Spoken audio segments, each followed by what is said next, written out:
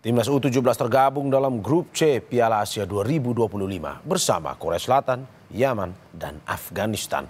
Dua kemenangan membuat Garuda Muda berhasil amankan tiket langsung ke Piala Dunia U17 di Qatar pada bulan November mendatang. Hasil positif di dua laga membuat Indonesia bertengger di posisi pertama klasemen grup C di atas Korea Selatan, Yaman, dan Afghanistan. Sementara Korea Selatan berhasil menggeser Yaman dari posisi kedua usai berhasil membantai Afghanistan 6-0.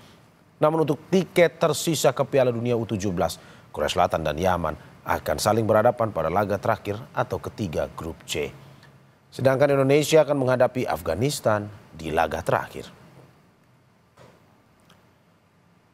Timnas Indonesia U17 raih kemenangan beruntun di dua laga grup C Piala Asia U17 2025. Garuda Muda pun melaju ke babak 8 besar Piala Asia U17 sekaligus mengamankan satu tiket ke Piala Dunia U17 2025. Lalu bagaimana agar Garuda Muda bisa raih prestasi maksimal di Piala Asia sekaligus juga maksimal di Piala Dunia U17 yang juga digelar tahun ini yakni November mendatang. Kita bahas bersama sejumlah narasumber melalui sambungan daring. Ada pengamat sepak bola Kesit Handoyo. Selamat pagi Bung Kesit. Selamat pagi Mas Mario. Terima kasih Bung Kesit sudah bergabung di Sapa Indonesia pagi hari ini, dan juga Ketua Umum Paguyuban Supporter Timnas Indonesia Ignatius Indro. Selamat pagi Mas Indro. Selamat pagi Mas Mario. Terima kasih Bapak sudah bergabung di Dialog Sapa Indonesia pagi. Saya ke Bung Kesit. Bung Kesit, for the first time Indonesia lolos ke Piala Dunia U17 melalui fase kualifikasi. Tanggapan Anda seperti apa? Sebuah prestasi yang begitu membanggakan ini. Ya, pertama-tama tentu apresiasi ya untuk tim U17 Indonesia. Selamat, mereka sudah lolos ke Piala Dunia U17 di Qatar November mendatang. Walaupun pertandingan belum selesai, masih ada satu tugas lagi menghadapi Afghanistan besok ya. Terlepas dari apakah besok hasil apa yang akan diraih Indonesia pada laga besok, yang jelas bahwa Indonesia sudah merebut satu tiket dan tidak bakal tergoyahkan dari persaingan grup C. Saya pikir ini sebuah prestasi yang sangat membanggakan ya. Setidaknya tim U17 Indonesia bisa kembali mengukir catatan di ajang Piala Dunia U17 ya, setelah sebelumnya Indonesia tampil sebagai tuan rumah dan untuk pertama kalinya tampil pada putaran final ya. Sayang waktu itu memang Indonesia hanya sampai grup stage saja, tidak sampai lolos ke babak berikutnya karena kalah bersaing. Ketika itu ada Ekuador, ada Panama juga di sana ya. Jadi ini sebuah catatan yang menurut saya memang layak untuk diapresiasi, dan penampilan di Piala Dunia U17 nanti di Qatar tentunya sangat ditunggu-tunggu ya. 7 bulan persiapan untuk menghadapi Piala Dunia U17. Saya pikir waktu yang cukup untuk berbenah. Ya, untuk berbenah, untuk melakukan perbaikan-perbaikan terhadap tim ini, apa saja yang kira-kira masih kurang ya. Karena persaingan di Piala Dunia pasti akan jauh lebih berat dibandingkan dengan di Piala Asia. Ya, sebelum kita bahas terkait dengan apa yang perlu menjadi evaluasi, saya mau ke Mas Indro, Ketua Umum Paguyuban Supporter Timnas Indonesia. Mas Indro, bagaimana tanggapan supporter begitu euforia akan melihat prestasi Timnas Indonesia U17 yang lolos ke Piala Dunia ini? Iya, ini adalah hasil yang membanggakan ya, di mana kita tahu bahwa sebagian besar dari tim ini adalah produk dari dalam negeri juga gitu ya. Ini hal yang membanggakan, sehingga kita lihat bahwa dua pertandingan melawan Korea Selatan dan juga melawan Yaman kemarin ini adalah menunjukkan bahwa sebenarnya kita memiliki talenta-talenta yang berkualitas untuk mencapai Piala Dunia. Nah, ini yang kita harapkan ini bisa berkesinambungan menjadi tim yang semakin solid baik di Piala Asia kali ini dan juga nanti di Piala Dunia U17 ya. Bagaimana permainan yang cukup membanggakan, bahwa umpan-umpan yang cukup baik kemarin diterapkan ketika melawan Yaman sehingga kita bisa unggul 4-1. Nah, ini yang harus dijaga momentum ini, bahwa kita memang memiliki talenta-talenta yang berkualitas. Oke, Mas, kalau faktor pelatih gimana, Mas? Iya, kalau faktor pelatih tentunya Coach Nova ini bisa menjalankan berkesinambungan dari sebelumnya ya. Nah, ini yang bisa diterapkan oleh Coach Nova, dan dia cukup pandai juga ketika bagaimana cara menghadapi tim sekelas Korea Selatan, lalu juga menghadapi Yaman merubah gaya permainan. Nah ini yang saya lihat Coach Nova berhasil menempatkan posisi mana tim kita berhasil mengatasi Korea Selatan maupun Yaman, Mas. Coach Nova juga mendapatkan perhatian dan apresiasi dari supporter ya Mas ya, yang begitu besar. Iya betul.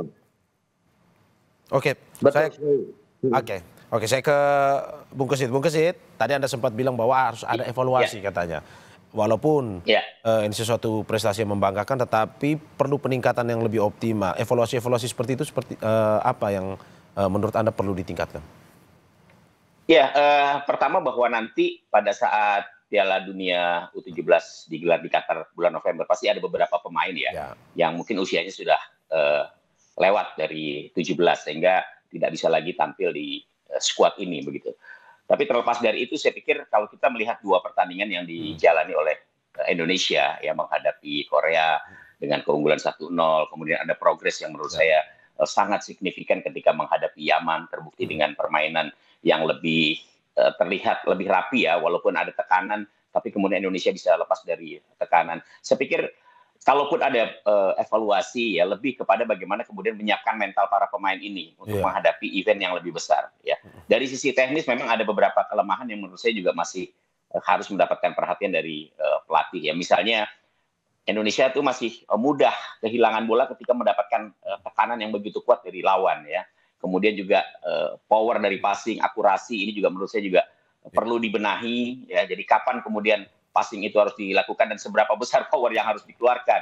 Kan kemarin beberapa kali terlihat terlalu keras, tapi ada juga yang terlalu pelan sehingga mudah diintercept oleh lawan atau menjadi tidak efektif ketika passing yang sebenarnya sudah begitu baik untuk diterima rekannya, tapi powernya terlalu keras sehingga sulit untuk bisa dijangkau ya. Saya pikir situasi-situasi seperti ini harus terus diperbaiki sehingga nanti pada saat Indonesia tampil lawannya pasti akan jauh lebih berat ya dibandingkan di Piala Asia ini, karena nanti ada wakil dari Afrika, ada wakil dari Amerika Latin, ada wakil dari Eropa ya. Jadi saya kira pemenahan pastilah akan dilakukan dan evaluasi itu juga harus dilakukan sehingga Indonesia jauh lebih siap nanti pada saat menghadapi Piala Dunia.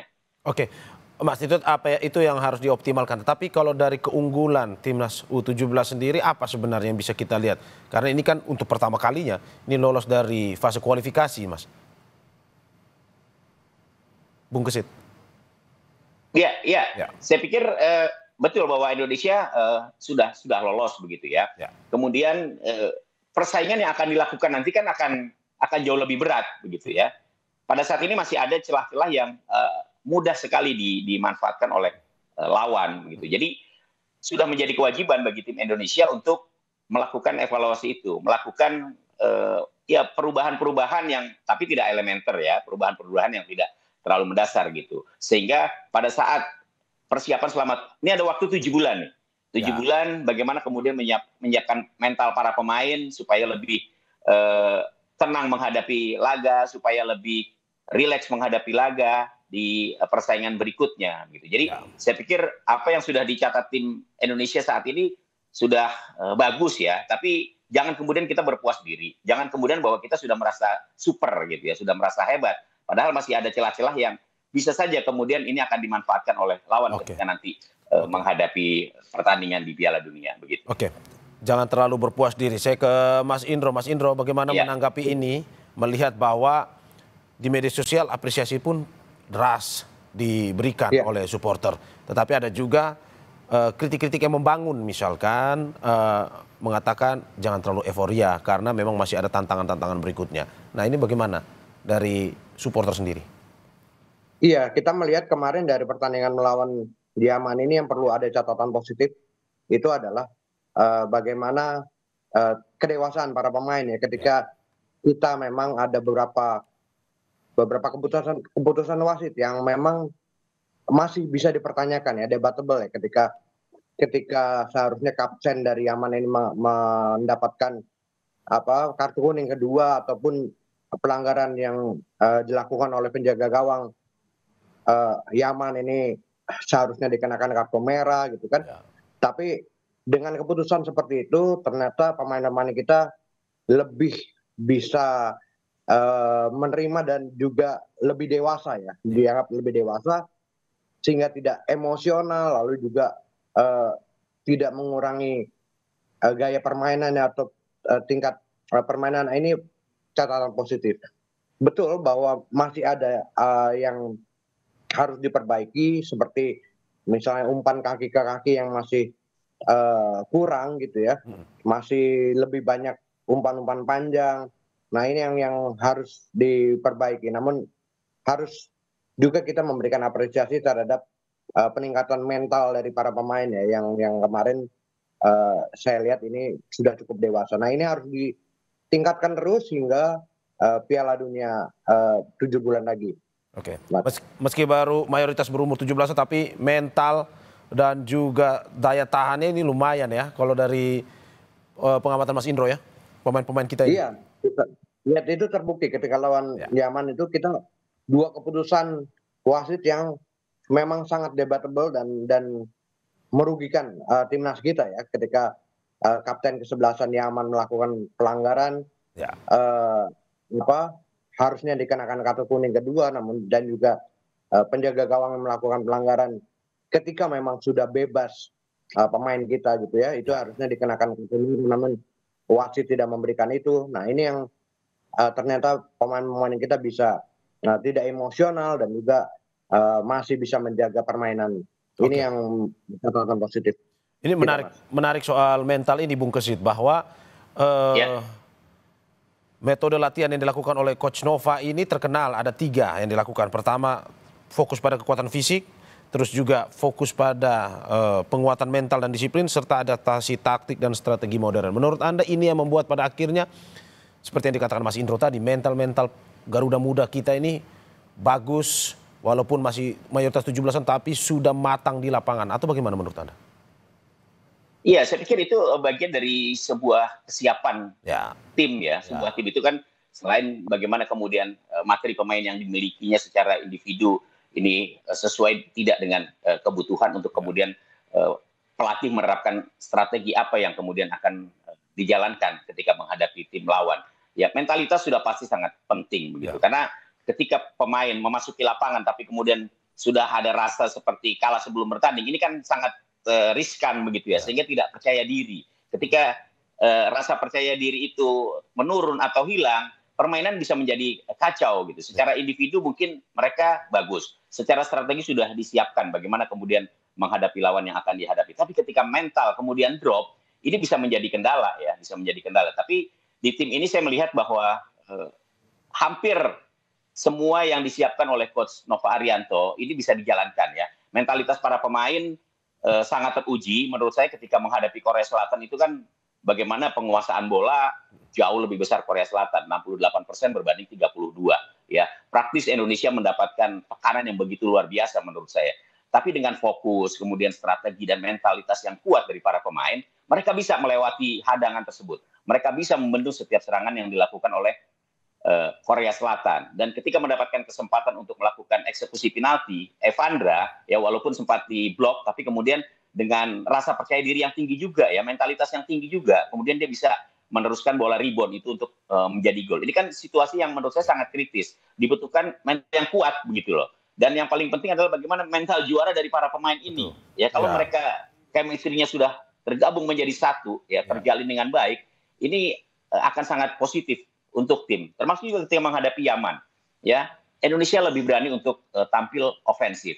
Walaupun ada tekanan ketika Yaman sukses menciptakan 1 gol untuk mengejar ketertinggalannya, itu kan sempat sedikit kacau tuh permainan Indonesia ya, karena mendapatkan tekanan bertubi-tubi. Tapi dengan mentalitas yang kuat, dengan ketenangan yang diperlihatkan oleh para pemain dan juga strategi yang baik dari pelatih, mereka bisa lepas.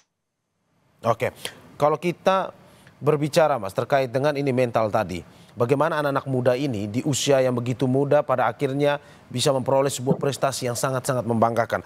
Tapi yang jadi pekerjaan rumah menurut Anda, apakah memang ini menjadi sebuah tantangan tersendiri karena banyak yang bersinar di usia muda tapi tak bisa mempertahankannya di usia senior misalkan. Apa sebenarnya kalau misalkan kita lihat penyebabnya yang membuat hal-hal ini mungkin bisa terjadi? Iya, stagnasi itu bisa terjadi ketika pemain di usia dini ya, di kelompok umur U17 atau U20, mereka tampil begitu baik lah, ada harapan ya dari talenta-talenta muda ini.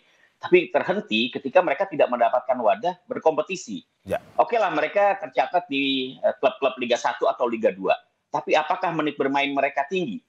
Ya, kan tidak semuanya mendapatkan kesempatan untuk bisa tampil bersama klubnya ya, walaupun ada kewajiban di klub-klub liga harus memainkan pemain-pemain muda minimal 2 pemain di lapangan. Tapi apakah semuanya mendapatkan kesempatan yang sama? Kan belum tentu. Karena itu selalu saya katakan bahwa sudah saatnya PSSI untuk lebih memperhatikan kompetisi kelompok umur ini. Iya, secara reguler, nggak bisa nggak. Ini adalah salah satu tempat di mana para pemain itu digembleng ya, mengasah kemampuan dalam kompetisi. Jadi harus reguler, nggak bisa enggak gitu. Karena kalau enggak ya nanti kemampuan mereka bisa terhenti di situ gitu. Oke.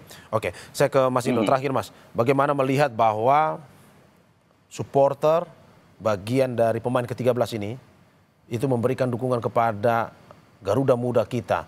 Tidak hanya saat ini, tapi bagaimana kompetisi yang dilalui ini bisa berjalan dengan baik pun juga mereka bisa mempertahankan apa yang mereka raih saat ini hingga nantinya usia senior. Bagaimana faktor lingkungan, faktor supporter ini bisa dalam arti mendukung lingkungan ini? Iya, sepakat dengan Bung Kasit bahwa perlu adanya kompetisi bagi para pemain muda kita ya.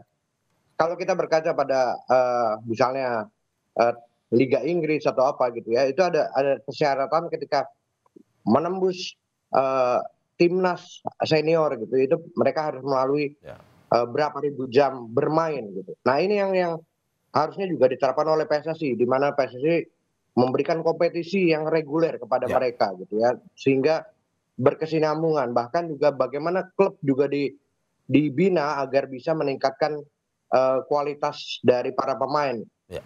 Kalau perlu adanya sport science untuk pengembangan tim gitu, itu perlu dilakukan gitu ya. Jadi kompetisi ini wajib dilakukan. Bagaimana kompetisi yang benar di tingkat junior ataupun tingkat usia. Nah ini yang harusnya diterapkan oleh PSSI. Tidak bisa tidak gitu, karena jam terbang mental berkompetisi ini dibina dalam sebuah kompetisi yang profesional, benar, dan juga bisa dinikmati juga oleh para supporter ya. Iya, euforia boleh berjalan tetapi tetap memperhatikan bagaimana pembinaan yang dilakukan kepada para pemain kita di usia muda ini sehingga terus bisa berkembang, terus bisa maju, dalam arti bahwa ke depan mereka bisa lebih optimal lagi menjadi sebuah pribadi yang dengan mental yang kuat, di timnas senior sudah teruji dan bisa membanggakan kita semua. Terima kasih Bapak-bapak pengamat sepak bola Kesit Handoyo dan juga Ketua Umum Paguyuban Supporter Timnas Indonesia Ignatius Indro atas apa yang disampaikan hari ini. Terima kasih banyak dan sehat-sehat selalu.